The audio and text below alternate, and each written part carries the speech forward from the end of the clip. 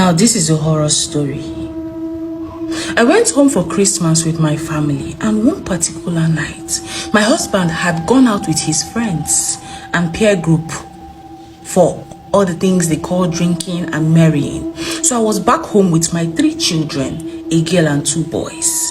Now, I fell asleep on a couch, and immediately I heard the knock, or rather banging, of someone. I tried initially to understand the situation before opening or at least going close to the door, but the banging gave off a bad vibe as though it were robbers. Now my daughter came from the room to the sitting room where I was asleep and asked, "Mommy, who is knocking? Who is knocking like that?"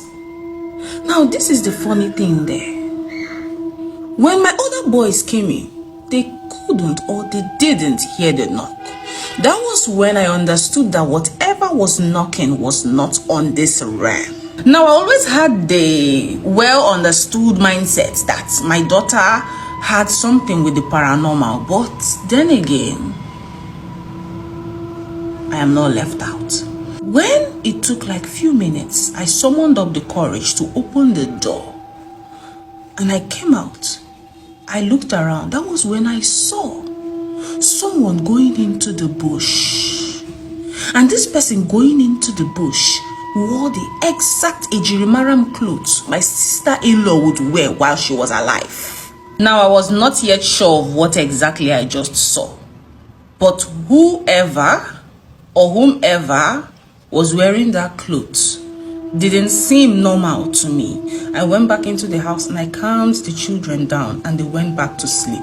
Now, we did not stop there. While sleeping, around 1, 2, 3 in the morning, someone came to my window. Now, it was clear to me because the words of this person was, "Njideka, gwakwa di gị nkwa ahụ o mere, nkwa ahụ o kwenyere m, ya emezukwe ya. Nwa m nwoke nọ na town emegheri." Explain in the comment section the English, or I rather do it here. Now, Njideka was the owner, or is the owner of this story. Njideka was the woman married into this family.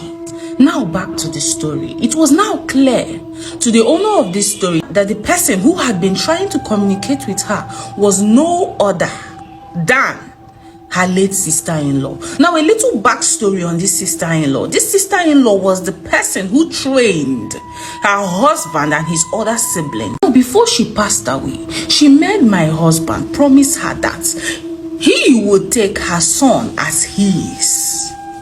That is, as a dad figure, and at least either send him to school or imuyor, so as for him to take care of himself. But now, Njideka's husband in this story, my husband in this story, ignored the promises, and this boy wandered away and became reckless in life. Now, when my husband came back the following morning, that is the early morning, I asked him if there was a promise he made to his sister. He waved it aside and told me, that is, it is all past. She's gone. She has gone.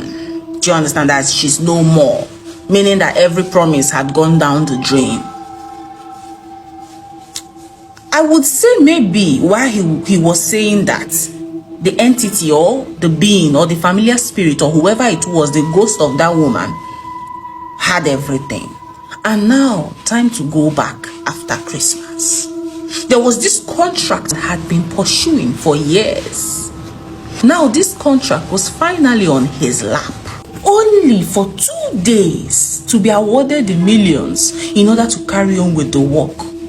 The first person called, the first investor called and said, "A woman came to my dream and warned me not to involve you anymore in this contract." The second person, now they are a team, they asked to describe the woman. They described exactly the head, the hair, due, and the clothes she used or she was known for while she was alive. Now, it's not that she wore one particular cloth, but due to hardship and hustle, I am very sure she kept repeating maybe most of her clothes, making it seem as though that one was the ejirimaram.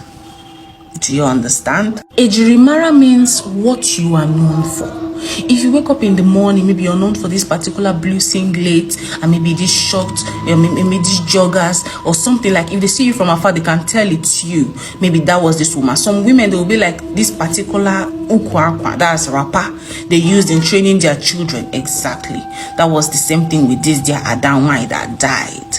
Now, my husband had to come to terms, being a very traditionalist man, with the truth on ground, and had to call the son of this woman his nephew, gave him the land properties his mom had worked for that he held back, unknown to us, his family, and gave him little money, and also asked for his forgiveness. And after asking for his forgiveness, although in his present condition he was already hardened, I am referring to the boy, my husband's nephew, the son of his late sister. At the end of this period, he forgave, and he left with the money and land papers his mom promised him while he was little. Now, when I mean promised, I mean he handed everything to my husband, but my husband concealed everything.